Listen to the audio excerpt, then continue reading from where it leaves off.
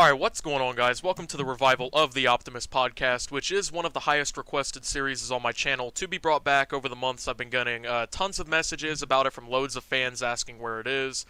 So I'm going through a bit of a format change to make episodes, I guess, a little bit more digestible. I'm going to keep them hopefully around 30 to 40 minutes. Anyways, I'm recording off a secondary mic.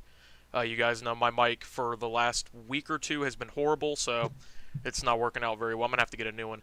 Anyways, Whang is a guy who, over the last few months or so, has shown up in my recommended probably the most out of all creators who constantly come around in there.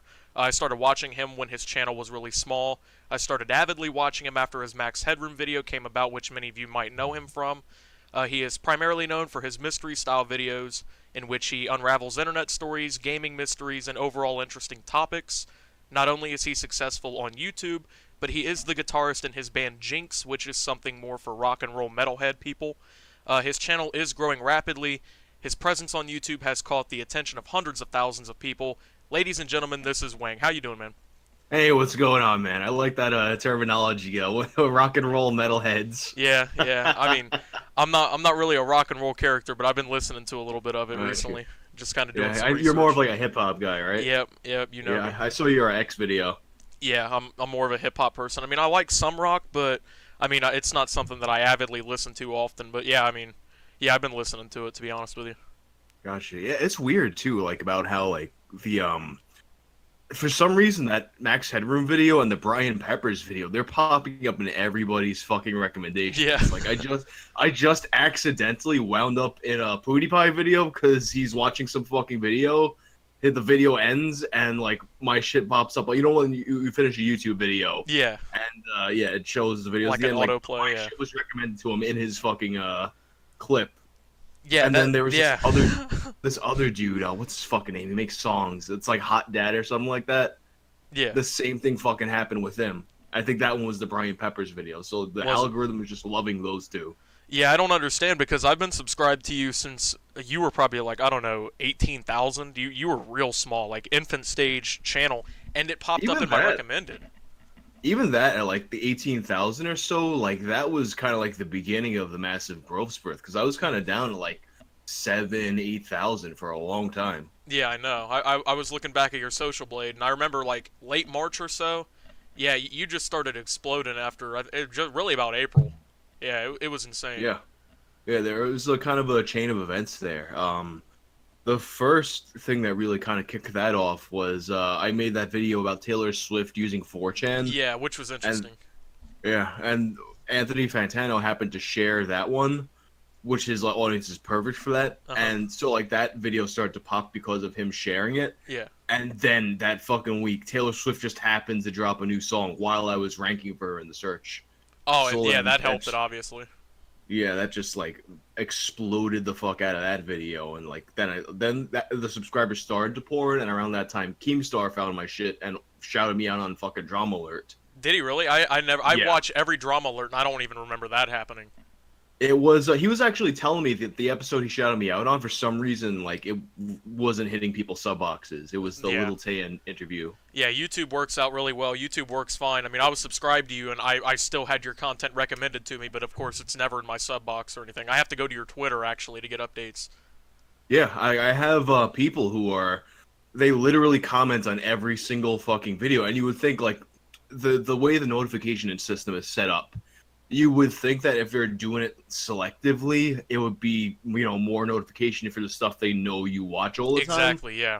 Yeah, but people who comment in every single video aren't, and have me with the bell on, aren't getting my notifications. So yeah, I don't get it. What's up with that? Yeah, I get the same thing going on. I get all the time in streams, all the time on Discord, Twitter DMs. How come I don't see any of your videos and recommended or in my sub box anymore? I don't. YouTube knows it's an issue. They just refuse to do anything about it. So. Yeah, it's so fucking weird. So fucking weird. Yeah.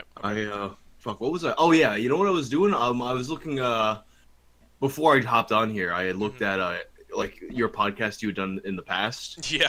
I looked at the playlist and I saw you had one that was like unlisted with Burger Krieg. Yeah, Burger Krieg's a good friend of mine, actually. Yeah, he's cool. Yeah, you know him? Yeah, a little bit. Yeah, he's gonna be on here soon, actually. Cool. Yeah, he's been like putting in work. I know, he's been putting out almost daily content. I know. He did that one video. did that one video talking about how you have to put out daily content, and since then He's he's just been been on pretty it. much Yeah. every day. Yeah, Yeah, I noticed that too. Which I mean, kind of a it's good variety for of him. topics. Yeah. Yeah, variety of topics too. Like it's not all Seriously, yeah. political. Which It's I not which I all like like. this and that thing. Yeah, I'm a yeah, politics guy, 100%. but I can't deal Yeah, with every day just a single like. Yeah, I like. That's more or less what I like about him is the fact that he does so many different things. yeah. Yeah, But it's he I needs think a more. lot of people are kind of burnt out on the politics shit Me too. Yeah, because I it's agree. just there's just like so much of it. Like it's unavoidable that if you can't just can't look at it every single fucking day. You know? Well, yeah, and you live in America too, so like he lives out in Germany. Imagine since Yeah, he's so absorbed with our politics, we're like 10 times worse with our own politics because it's everywhere here. yeah. Yeah. For some reason, I thought he lived in England, but I guess the name makes a lot more sense. Yeah. Burger Creek. Yep. Uh-huh. Anyway, Wang hit 100,000 subscribers here late June, I think, and he is rapidly approaching 150K, then 200K. So you've been Yeah. exploding for months, and that kind of success is hard to see on YouTube, honestly. So Honestly, like what I think, I've been like thinking about like talking about this a lot. Like I'm obviously part of it is like when you get like shared by bigger creators who have mhm. audiences that come to you, it kind of helps you kind of like get the juice so you can actually rank for keywords and Yeah. shit. But something that's been like really big for me is fucking playlists and doing everything you can to make sure someone watches another one of your videos after watching one of your videos, Yeah. because then first off, like you don't get the penalty of someone leaving on that new video. Exactly. Yeah. Yeah, and they count all that watch time, and a lot of people like they're not using their playlists, and that's a big oversight, I think. Yeah. I personally, I don't even promote my playlists. I just have them there in case people want to watch them like in mass. Yeah, Hmm. I don't use them to be honest. Yeah, I mean you don't have to necessarily promote them. What I do is I'll usually like I'll pin a top comment that's like, hey, if you like this video, check out this video, Yeah. and that helps. But people, if you make playlists like kind of like based off of content that kind of has some kind of relationship to each other, people just find it and click on it. Hmm. Like I've never thought about that. the last week I made a Mortal Kombat playlist that just has my two Mortal Kombat videos in it. And people watch that. Yeah. YTM&T playlist, Reddit playlist. Hmm. You can make it as compartmentalized as you want because every playlist you have it's kind of like another opportunity for Yep. people to kind of like niche down to what they really want to look at. Yeah, I don't know. I've always heard playlists are good for watch time and things like that, which I can see why, but I don't know. Just never been anything that I really took off on. Yeah, like personally, I'm not a big playlist guy when I watch other people's content, but I do the I'll do the automatic watch next thing and Yeah, just me like too. let it be in the background. Yeah, because most of the time when I'm quote unquote watching videos, I'm actually doing work and I have the video in the background listening to it. Uh huh, I 100% the same. Yeah, I don't really watch a lot of YouTube content, depending on who it is, of course. But Yeah, it's basically like audio, yeah, like that's what I podcasts use and it as. stuff. Yeah. Yeah, which is Um. weird because I think like I put a lot into the editing. I wonder like how many people like just listen to it and that's it. Yeah. Well, your videos, I guess, are a little bit different because I watch Birdman primarily as my favorite YouTuber. His videos are primarily like just gameplays with him talking, so it's different. But like with your videos, I mean, like you're pulling things up on screen, you're showing like pertinent information, things like that. I mean, that's different. Yeah. So I feel like people would watch like your content a little bit more. Like my content, of course, is primarily just gameplay or something like that. It's more easy Hmm. to just listen to it. So Yeah, that was always kind of like an interesting trend to me. Like I guess it's kind of like because like let's plays are big, but then you have mhm. people who are like they have the gameplay footage and it's unrelated to what's actually being Yeah. spoken about. But I guess it makes sense. It kind of gives you that visual stimulus that Yeah. it gives you something to look at. Yeah. Yeah. I don't know. I've always found it weird because people ask me like all the time, like, "Hey, what do you do for a living?" And it's hard to just tell them like, "Yeah, I play Call of Duty and I record it, and then I kind of talk about something different over top of it, and then people watch it." So, yeah, that's pretty much it. Anyway, So so in the process of doing that, you like it is all your like your own gameplay, mhm. and then you just do you like because I just happen to be playing a lot of games, and then you record and use that whatever incidental footage you get, or do you play games now with the intention of getting footage for the background of your video? Well, I play video games a lot to begin with, but sometimes like I'll just go on like, yeah, I need like 7 gameplays for the next couple weeks, and then of course just grind that out. But now most of the time it's just incidental. Gotcha. Yeah. Like, I know you can't really do that because obviously, well, honestly, you put a lot more research into your videos probably than I do. Most of mine is just opinion pieces. Yours is like legitimately breaking down the history of like a story or some lore on the internet or something. So it's Yeah, not it as takes. easy to do. I used to do a lot more like opinion-based videos, and on in some level, like I'm much happier doing the kind of stuff that I do now. But it was so much easier for me to like kind of like put out a higher volume of content Yeah. because now I have to like write down everything. Like, Well, I of didn't course, use the yeah. script at all. Of course, yeah. It's well, I mean, I script, but that's Yeah. so I don't sound like an idiot when I talk, Uh huh.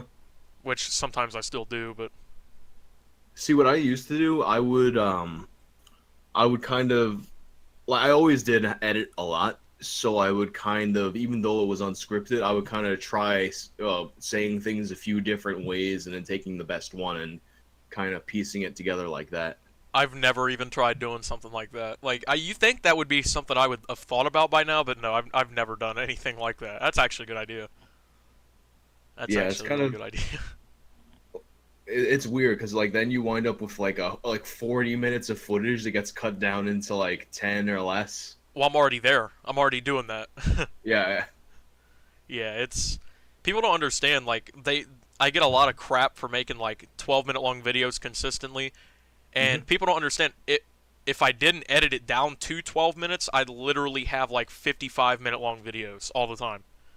yeah. Like that's how the stuff at the beginning of my channel is. I was doing let's plays, and I would try to edit a little bit, like if I wanted like backtracking stuff, but that was nuts. It was like editing like 3 or 4 hours of footage down to an hour. Yeah, people don't understand that kind of stuff. It's not something that you just look at somebody and say, that's what they're actually doing. I mean, most of the time when you watch a YouTube video, it seems pretty easy to do, but people don't No, understand how much work it is to actually make them.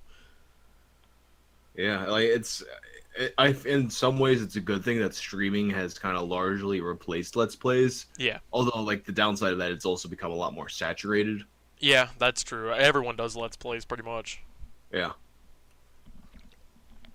Tried messing around with Twitch for a little bit too, but it's such a different skill set. I know. Ooh. I was talking about doing No Man's Sky stream this weekend. Though. Oh I yeah. guess I didn't get around to it. Yeah, that game has gotten a lot better. I just rebought it actually on Steam, and I played a little bit of it. I'm enjoying it a lot actually, a lot more than I did when it came out. Yeah, I'm told it's like actually now the game that was promised. Pretty much, yeah. It's about there. Yeah, I would say. I don't know. Yeah, I don't know. That whole situation in itself is just 2 years of lies, deception, Yeah, insane. that might actually like I don't tend to cover a lot of more current stories, but that could actually be something that I makes think yeah, sense. you could do Because like like a there's gaming a mystery on that. Like why did exactly. No Man's Sky start out the way it did or something? Find a way Yeah, to find a there's way a to do that. whole there's definitely a very long story to be told there. Yeah, that would be something to hear.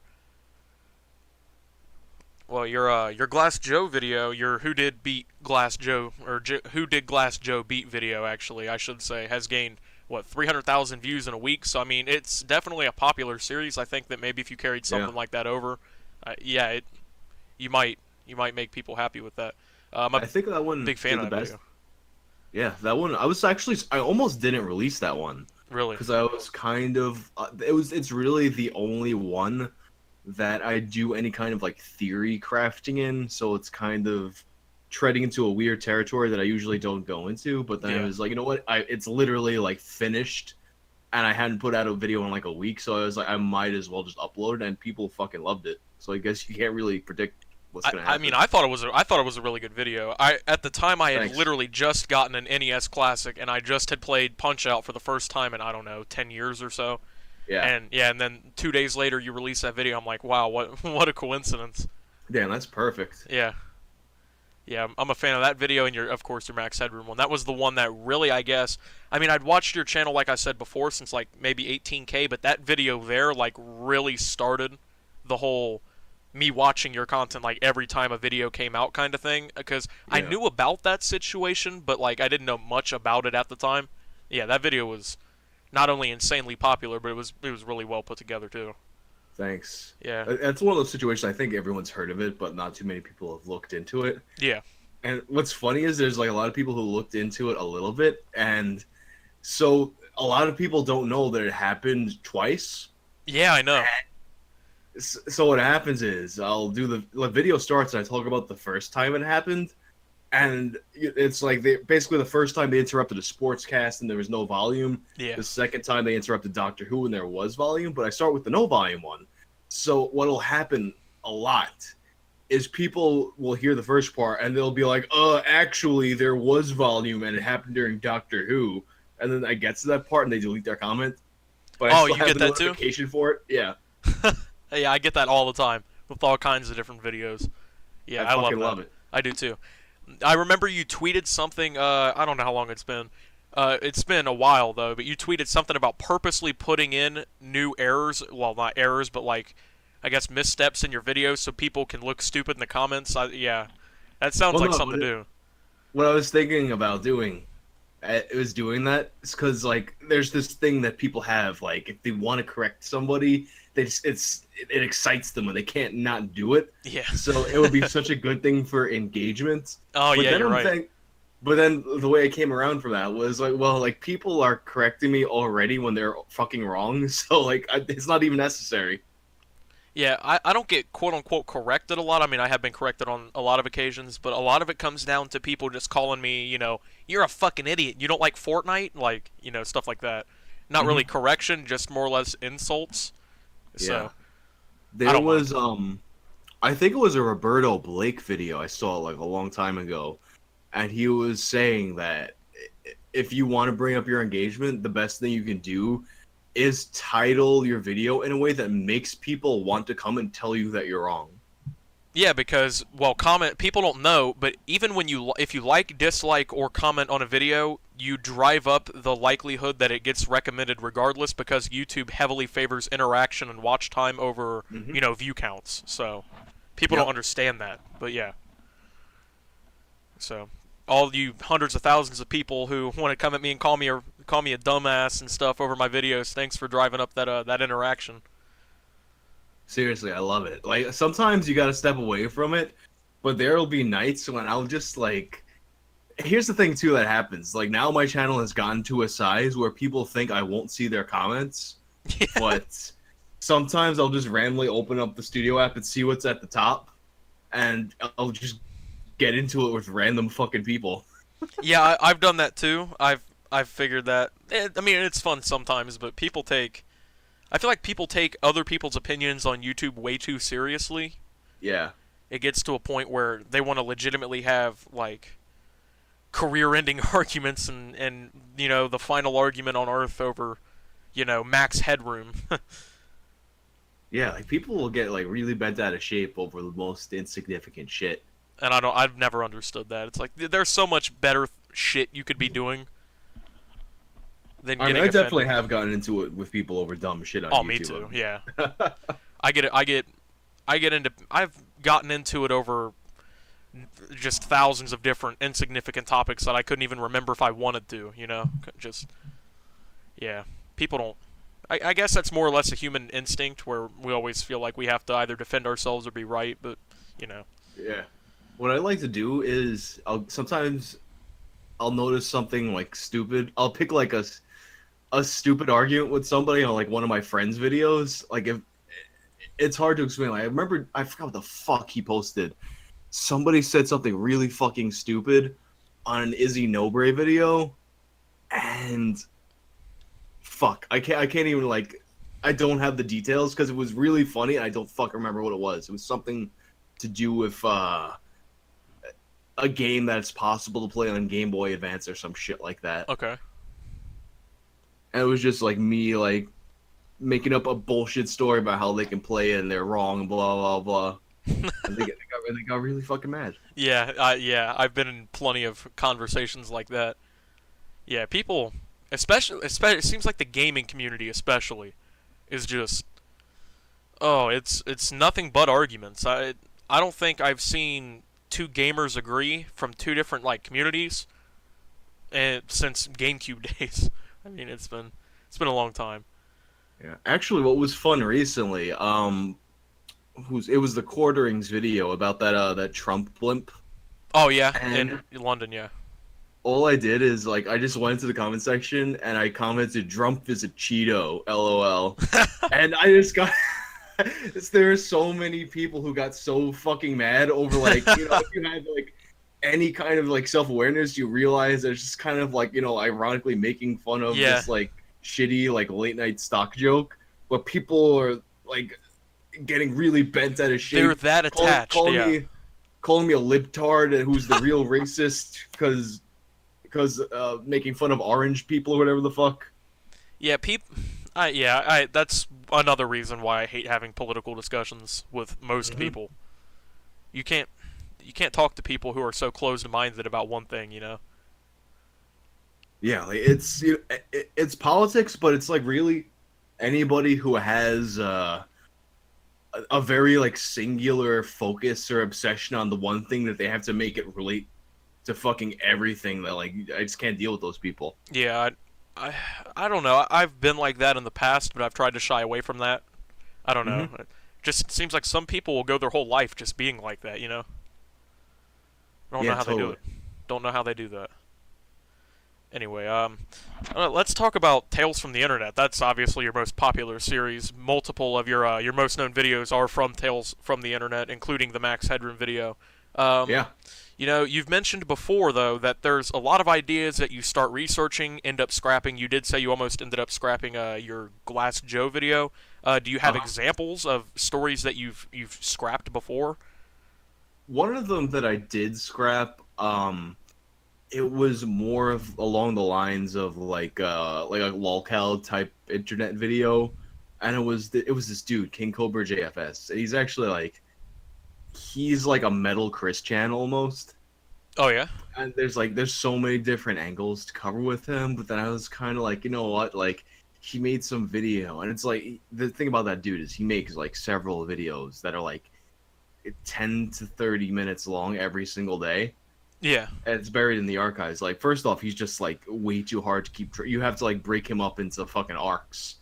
But then he had some video where he was like talking about how like he's autistic and people make fun of him, blah Yeah. blah blah. I'm like, oh man, like like there's a way to approach this where you're not making fun of him because he's autistic and just because like the way he is, but like Yeah. it's a minefield that I don't want to fucking deal with. Yeah, you don't want to end up being perceived as the next Leafy over something like that, you know? Exactly. Yeah, that's one of the hardest. I probably couldn't do something like that anyway.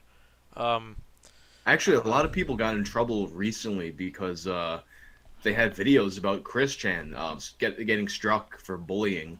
oh really? Yeah, so it's kind of like it's even more tricky now, I think. Huh.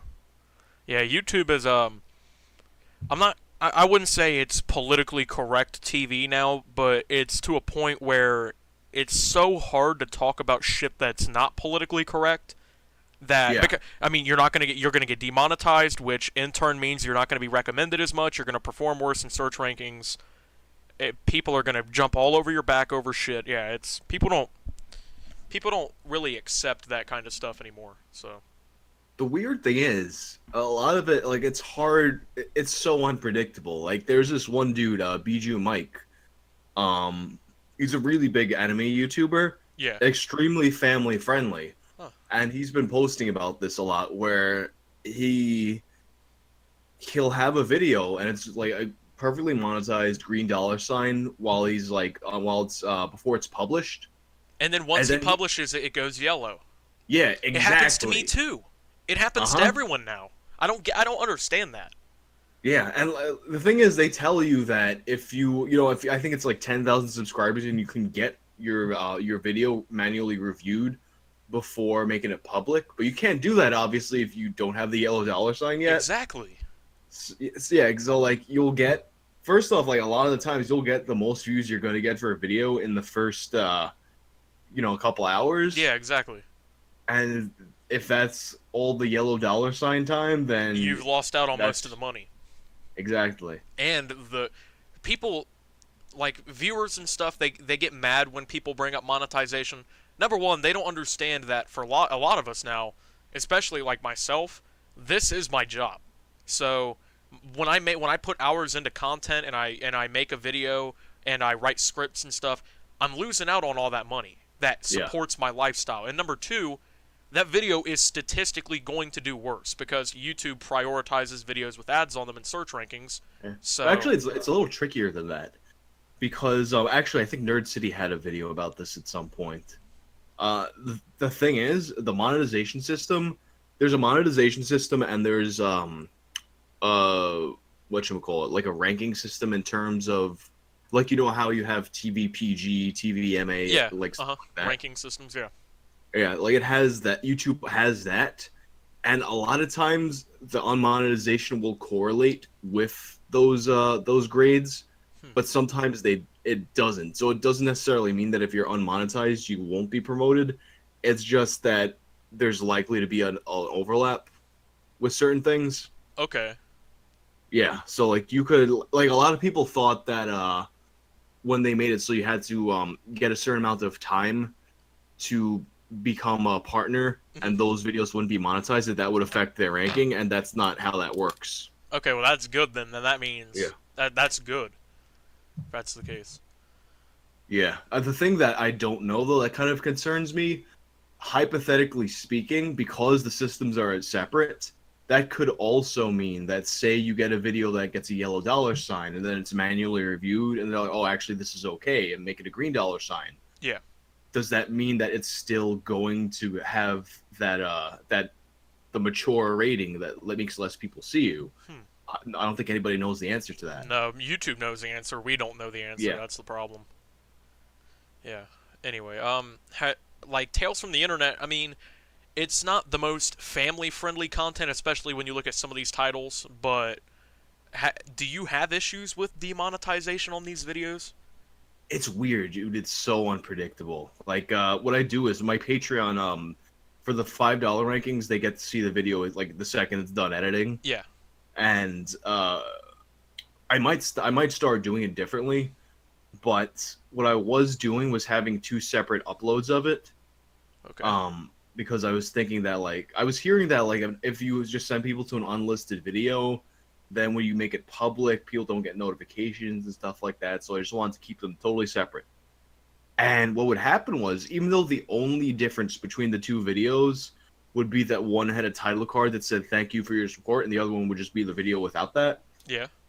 One would get unmonetized and the other wouldn't. Just randomly? Yeah. Like, there's, like, that's what tells me there's really no fucking rhyme or reason to the fucking bot. Yeah. Wow. Huh. Yeah. That I was actually going to start doing something similar, because once you hit 100,000, like, YouTube Gaming sponsors turns into channel memberships, so people can pay like $5 a month and get perks. And I already have like an entire extensive list for that for viewers and stuff who want to support the channel. But yeah, I'm gonna start doing that where like they can see the videos early and stuff. But I mean, if that's the case, then that, I don't know, that kind of scares me in that regard too. Yeah, the sponsor thing is weird too. Like, I have the sponsorship thing on my channel. They are the membership thing. They gave me the whole notification. You can set it up. I uploaded my you get like the bonus emojis and stuff like on Twitch. Yeah, I did that too. Yeah, like I did all that. And then, but you can only see the sponsor option if you go to my YouTube thing through like YouTube Gaming. Even though, like, and I contacted customer support about this, and they're like, yeah, that's just how it is right now on your channel. Like, it might have you seen the new creator? Have you seen the creator update? Because they said that in the next few months they're going to open it up to pretty much all channels over 100K regardless. So hopefully that fixes the issue. But yeah. Yeah, it's fucking It's weird. They introduced all this stuff a couple weeks ago, so I was like, oh well, I'm over 100K now, so I'm gonna get all of it, right? Yeah, I didn't get any of it yet. you haven't gotten anything No, like like the I don't. merchandise or anything. No, I asked about that because I thought that everyone was getting that, Yeah, and apparently they're only rolling it out to a select few channels. that's weird because I have. What you have to do, I don't. When you have the new Creator Studio option, right? Yeah. You go into that, you go down to the monetization tab, and it'll give you a link to go create your storefront. You go do that, you have to connect the Teespring ID with YouTube, and then you have to go design all the merch, and then it'll show it like as an ad under your videos. You see, I don't have that tab yet. You don't have the monetization tab? Not on the studio beta, no. Okay, so what's weird is that I have like 91,000 subs, and I have it, but you're at almost 150,000, and you don't have it. Yeah, they I asked them about that and they said they're just like they're rolling it out gradually. So I guess it's like Okay. semi-random who gets it and who doesn't. That doesn't make much sense, but okay. My store's not ready to go yet anyway. Like I have a couple basic designs put together that are Yeah. just like the logos that I have. But I got this Russian chick to draw this fucking this crazy ass it's a very like metal shirt looking design. It's cool as shit. She sent me the sketch. Yeah. I'm hoping to have that ready to go at some point, like maybe probably this week. To be honest, she's working pretty fast. That's good. Yeah, I'm gonna have my friend Noah Pasante. He's an artist. He has his own clothing brand. I'm gonna hopefully have him do some designs if he wants to, because my merch now is all designed by me, so it's not highest quality it could be. But hmm yeah, so yeah, I'm it's something I'm wanting to do too. I'm very like I'm hesitant to use a print to order company, even though like that's what I'm gonna do because like I have no idea what my demand is gonna be, Me too. and with the Teespring merch rack coming up, it's gonna be like a very a lot more convenient. True. But what I would like to do at some point in the future, especially once I have more of an idea of what the demand actually is, like doing like kind of like special like limited edition merch drops on like higher quality shirts and shit like that. Yeah.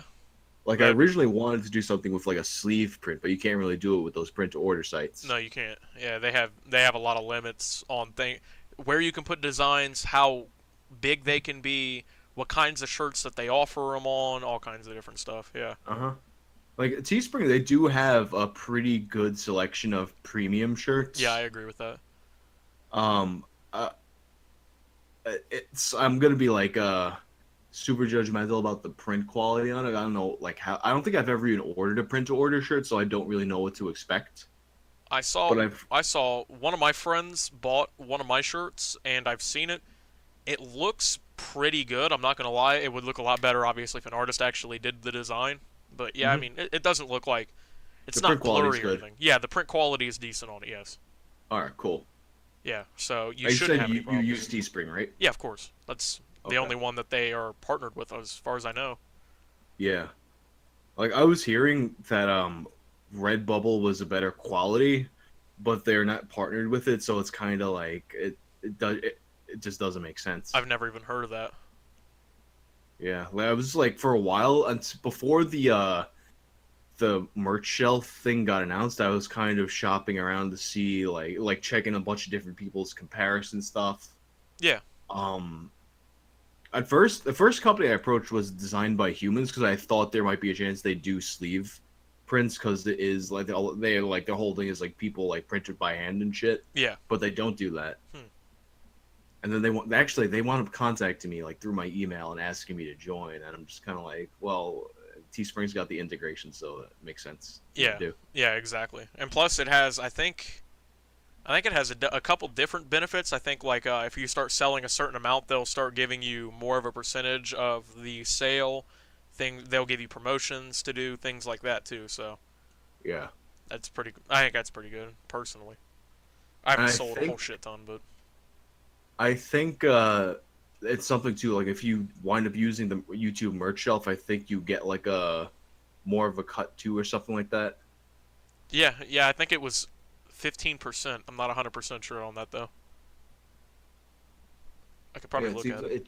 it really just seems like it makes sense unless, like I said, like one's being like a like some kind of like special like limited edition shit. Yeah, and then you could do that. Yeah, through another avenue. Um, yeah. So you're doing merch then too. Yeah, Okay. should be coming very soon. Are you gonna do a Tales from the Internet style like line of merch? They're actually, yeah, like I do after I get this one design, which the overall design of it does kind of have like some kind of allusions to 90s 2000s internet stuff, That sounds but sweet. yeah, it's pretty cool. That does sound sweet. I'm stoked with the direction it's going in. Yeah, that sounds pretty cool. It sounds like something I'd be interested in too. Yeah, but I do think I am like thinking about doing some designs that are like kind of more based off of specific videos. Yeah, that especially like your more popular ones. That'd be a good idea. Yeah. I did Like that I too. kind of actually slowly been following different artists that I might want to get in on this. Want to do like a more cartoony one, maybe like something that's like a has that like traditional tattoo look, maybe. Yeah. Well, Yeah, yeah. just a few different aesthetics. Yeah, I did one line of merch about the gaming disorder. That sold that sold pretty well actually. I'm not even gonna lie. Nice. Yeah, that was pretty cool. So, does your band have like merch now? Do you guys perform or anything either? Yeah, like we just put out some new merch. And Did you? all that stuff is like the screen printed stuff. Like that's how I've always done it being in bands. I never messed with the print to order stuff because most of our sales were done in person. Okay, yeah, at like Band wise, they performances. still are. Yeah. So, do you have like a link or anything for the merch? Yeah. The band merch is on wearejinx.bigcartel.com. I'm gonna put all the links and stuff down below anyway. So, to your channels, to the band channel, to the videos, to their Spotify's and everything. So, Sweet. yeah. Actually, speaking about your band, I've never legitimately been in a band. I don't know if you know. I produce, like, I make hip hop beats, but Yeah. I don't know how to play guitar or anything. So, I mean, what is that like? Honestly, What is it like? yeah. That's a very open ended question. What is it like for Um, you? Because I mean, there's generic answers, but what is a day in the life of Jinx like for you? it depends. Like when we record, like the past bunch of songs, the last EP and a few singles, we went down to our dude Zach in Virginia, guitar player for My Enemies and I. He recorded all that stuff. Hmm. So we kind of we would come to him with like pieces of songs or kind of like an idea of what we wanted, and he kind of helped us organize it a little bit better. Okay. So that was the recording process basically, and he Yeah. actually worked super fucking fast with us, which was awesome because in the past bands I've been in, I felt like every album took fucking forever. We would lose whatever momentum we had. Yeah. Um, Show wise, it's just you get in, you do your sound check, you wait around. Being in a band is a lot of waiting around. Yeah. I understand that. Yeah, I can see that. Yeah, like you're basically, especially like if you play one of these shows where there's like 10 bands fucking playing, uh, you do your sound check, then you wait around until it's time to play, get your fucking half hour, however the hell long, and it's cool. Like I like the energy of playing the kind of music we play. Yeah. High energy It's like music. it's weird too. Like I feel like a lot of the bands I was in were heavier than the band I'm in now, but we still get like kind of like a wild reaction. Yeah. I mean, yeah, I would hope so. But I've heard like I think three of your guys' songs, and each Yeah, one like it almost sounds like I don't know. They sound different, which is good, but they're all sort of intertwined with like the same style almost. Like you can hear distinct like patterns and things on each song, but you can tell it's by the same band if that makes sense, which is yeah, really that's good. 100% what we're going for. Like we don't want like a lot of bands, their whole album sounds the same like Yeah, especially in throughout the rock. whole. Yeah, totally.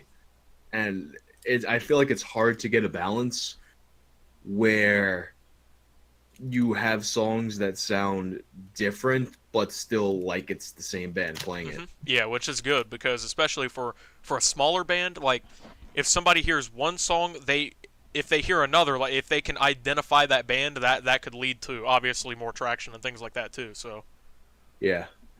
I've been focused more on trying to put out content as the band too. Like we've been doing vlogs and yeah, I shit. saw that too. Yeah, because I kind of I feel like big part of the reason why bands don't do as well as like DJs and rappers and stuff is because when you have like just like the one guy doing shit, Hmm. it's a lot easier for him to just kind of like put out his supplemental content and be like, "Hey, I'm here doing this. Hey, I'm here doing that." And bands don't really do that shit, and Yeah, I it can see kind of that. holds them back. Yeah, Or I like mean, I when would agree. bands do that shit, they'll put out like one behind the scenes uh documentary and they'll put everything into producing it. And the thing is, like, people don't really consume content like that anymore. No. They want a lot.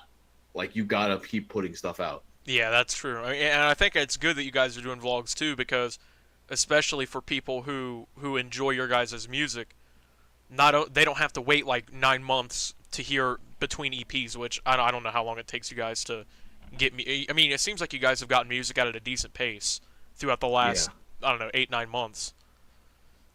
Yeah, like we did drop the EP like kind of as a surprise. Yeah.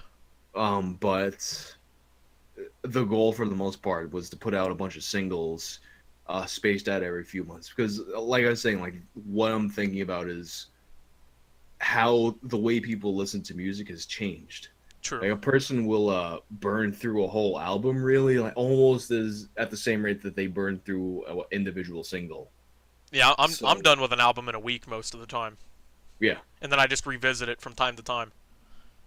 yeah. Like what happens a lot is you'll get the album and you'll find the one or two songs that you really like and you listen to those songs over and over and then that's the end of the album for you. Yeah, well, I mean, I don't know. In rap, the problem with that is there's not very many narrative-based albums written anymore, especially in mainstream music, which is unfortunately I listen to rap, which is mainstream music. Mhm. Um, Most of the album is just the same song with a different beat, and there's no narrative-driven albums anymore, which is something that I really like about artists like Kendrick Lamar. Like, damn, if you look through that, it's very narrative-driven. But and I feel like that's different in rock because even though a lot of the songs for a lot of artists sound the same, if you can make the songs individually like distinctive, that really helps the album out because it doesn't have to be narrative driven like in rap because it's a different genre. There's different requirements or expectations from the fans. Yeah, So definitely. I've always that's something I've always enjoyed about rock. I mean, I listen to some rock bands, but I don't listen to it probably as much as like someone like you would. Yeah, I mean, personally, too, growing up, even I was never a big album guy. Me I either. was always more about the individual songs. So where Yeah, we're me too. at with that kind of stuff is more of just a natural progression to me. But the exception being if you have a concept album or something like that where Yeah. it needs to stand as its own piece. But like the main thing for me that I think releasing the EP was a good idea is that it did get people to listen to our Spotify, which for bands is a really important number now. Yeah, yeah, especially in the digital era. Yeah. That's good. So, yeah, your EP is out. I heard Goat. I watched the music video for it too. That music video, I don't know who you had to direct it. I don't know if it had a budget. It was like mainstream quality. The song itself Thanks. sounded really good. The video itself was also really good, which is something that I don't see in music very often anymore. Seems like music videos have gone from actually telling a story or like being good quality to just especially like I hate going back to rap because it's a different genre. It's primarily just the artist throwing money in the camera. There's a bunch of bitches shaking their asses. There's a car in the background. There's guns. Or in rock, it's just generic too. But I mean, Rock, it's like you're either playing in a warehouse or you're yeah, playing in a field.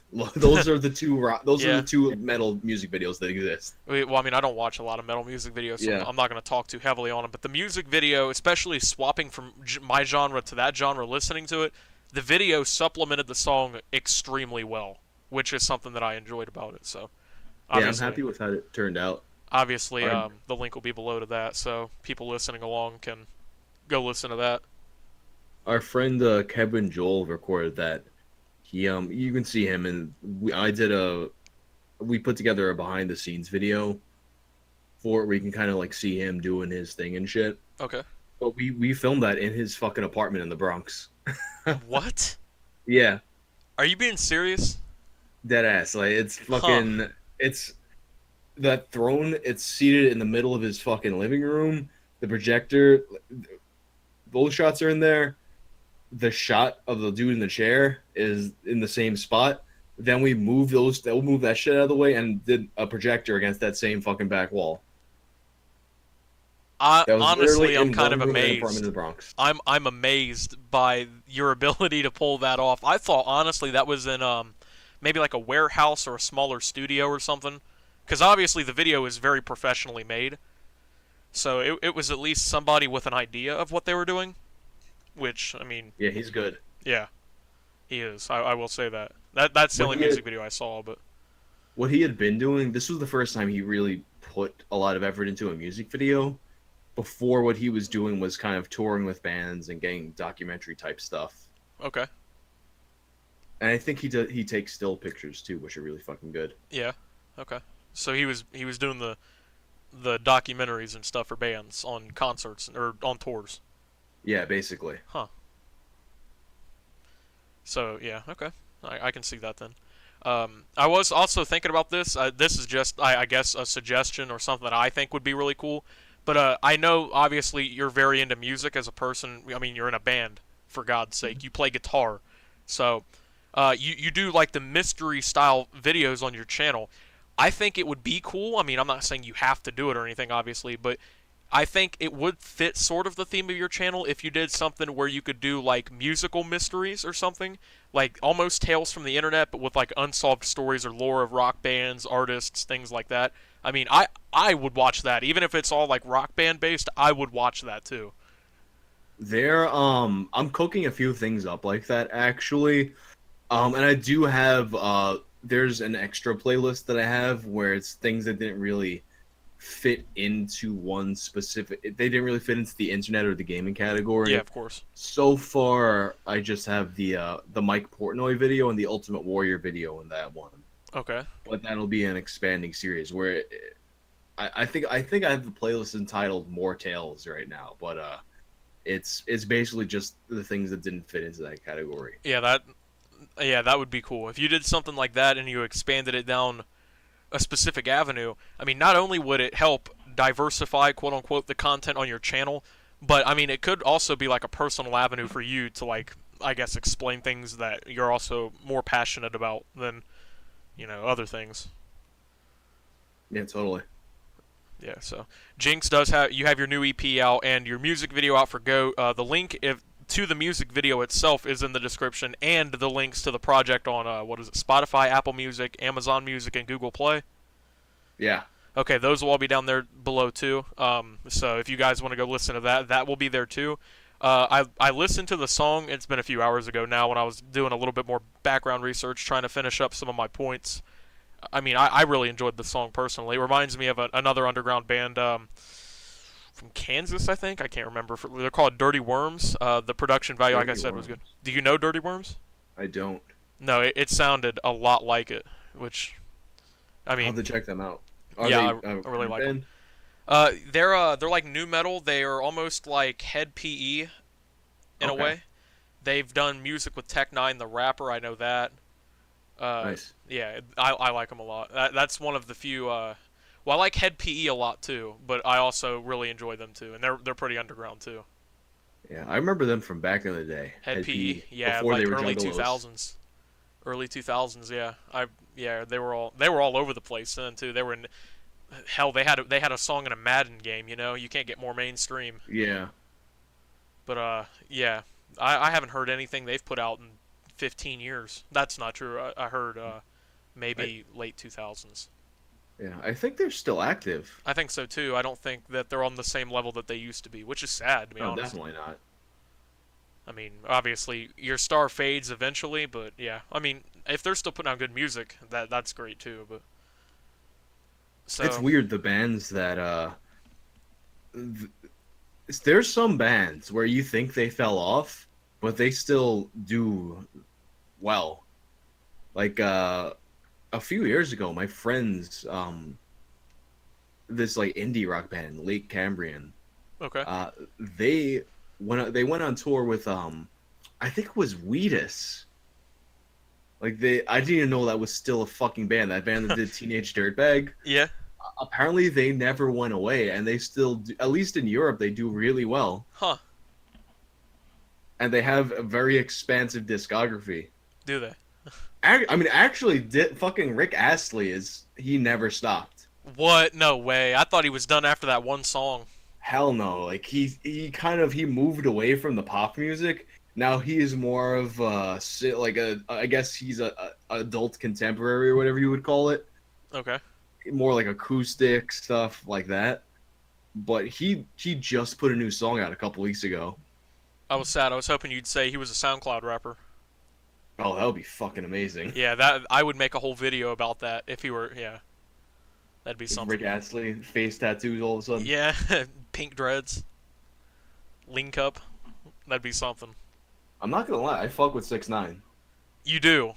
Yeah, you know what it is? He's got that like aggressive sound to his voice that works for me with hip hop. Like I also like back in the day, I liked Busta Rhymes, who also I really do too. Yeah. had that vibe. Yeah, Busta Rhymes was something else.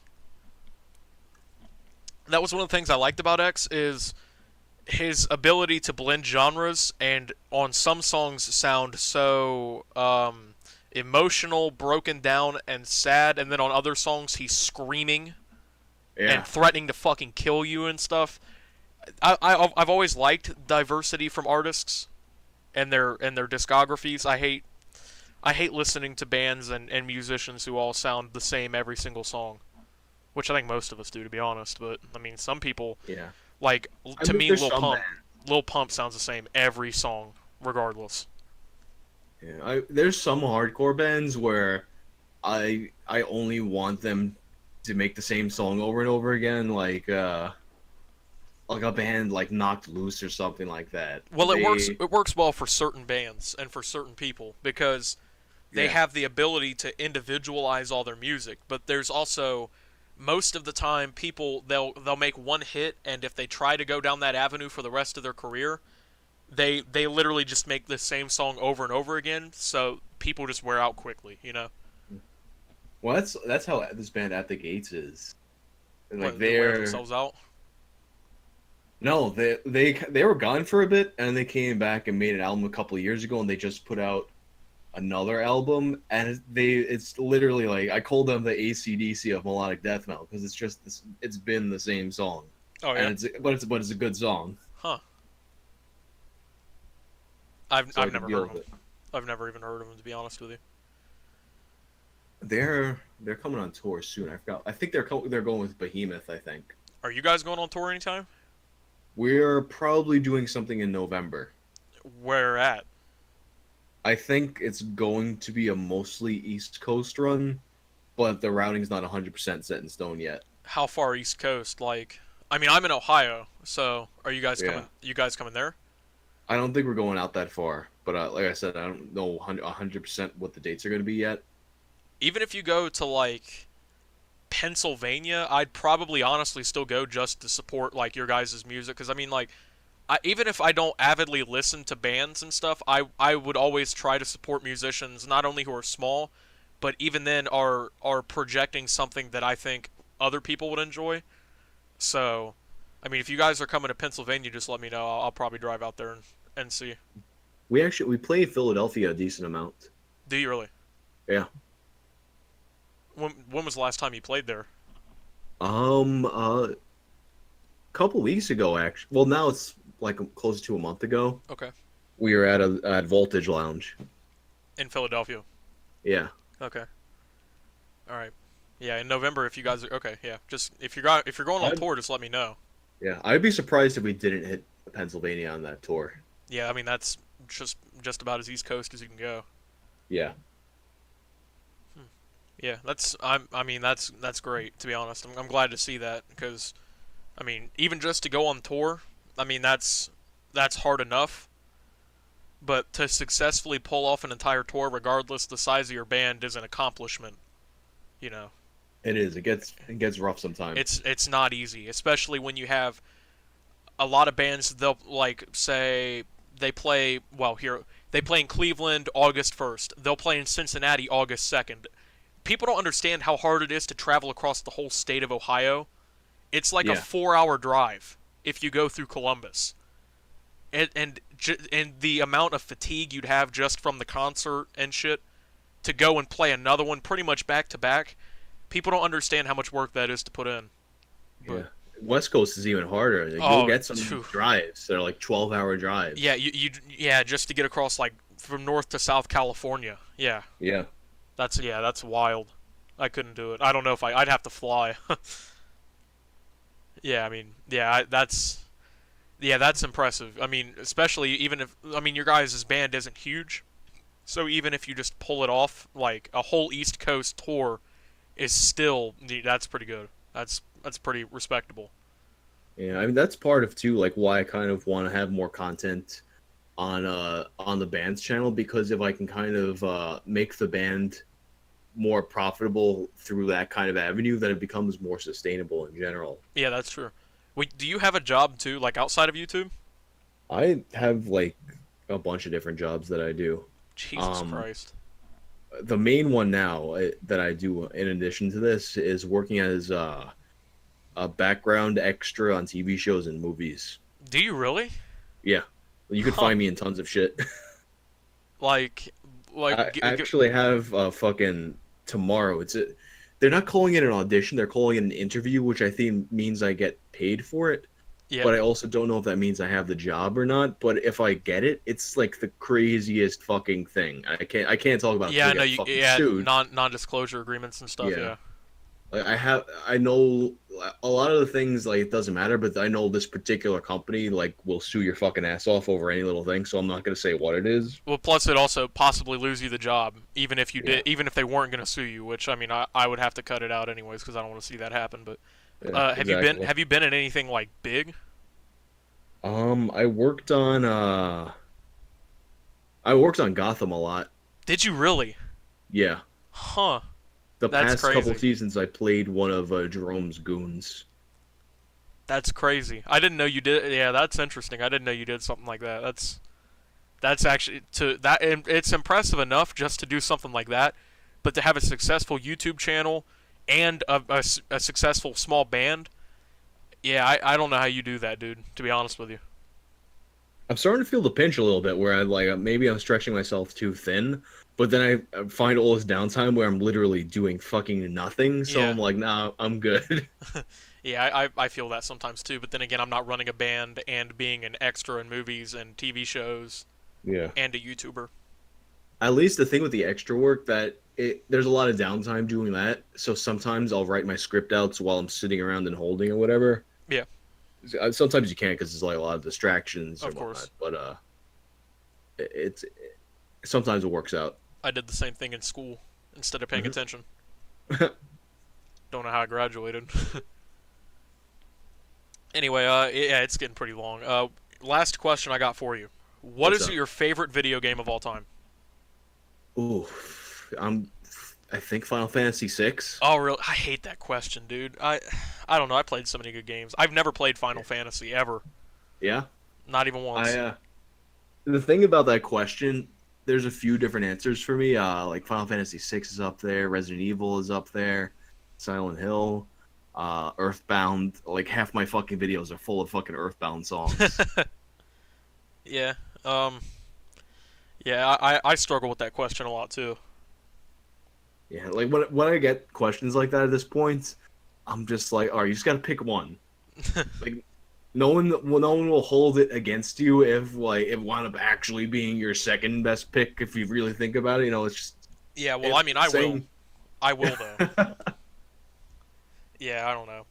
Anyways, yeah, I think we're gonna wrap it up here, man. Cool. This is Whang, guys. I've been watching him, like I said. I started watching him a little bit here and there, around 18K maybe. I can't even remember. Max Headroom comes out. He becomes pretty much one of my favorite YouTubers, honestly, and now he has grown at an insane rate now, and he's still exploding. And he's about to hit 150,000, so he makes he makes some pretty good content. I think you guys should definitely check him out. If I didn't like his videos, I wouldn't have him here, obviously. But I mean, honestly, like I'm extremely proud of you. Like I've watched your channel grow from pretty much infancy, I guess, and I mean that's not something I've gotten to do with a lot of other people. So, and to see Thanks, dude. your content to develop and stuff like that, and to see your band is doing pretty well. I mean, yeah, that's something that I think you should hear. So, Thanks, man. I appreciate that. yeah, it's no problem. Anyways, guys, his I'll link a bunch of his videos that I like down below. I'll link his channel, his gaming channel, his Twitter, Instagram, his band's channel, the Goat music video, and the EP, stuff like that down below. So you can go ahead and, I guess, get, I don't know, I guess an overall view of what I'm talking about here with him. So, anyways, thank you for coming on, man. I really appreciate that. This is the first episode of it coming back. So, I mean, pretty big guest, I guess, especially for what I've got coming up. So. Yeah, Yeah, thanks for having me, man. yeah, no problem, man. Anyways, guys, I hope you did enjoy. If you did, drop a like and subscribe. If you're new around here, almost at 100K, go get Whang to 150K is, I guess, the message of the video, because he'll get there regardless. But I mean, we need to get him the attention he deserves. I honestly, like, your content is up there with, like, I would say, like Shane Dawson, like people with millions. So Damn. I've been watching your content for a while, but yeah, you're getting there too. You're developing your content a lot. But anyways, guys, I hope you did enjoy. Go check him out. Go check his band out and everything. And until my next video, which should be out relatively around this video, this is Optimus and Whang signing out.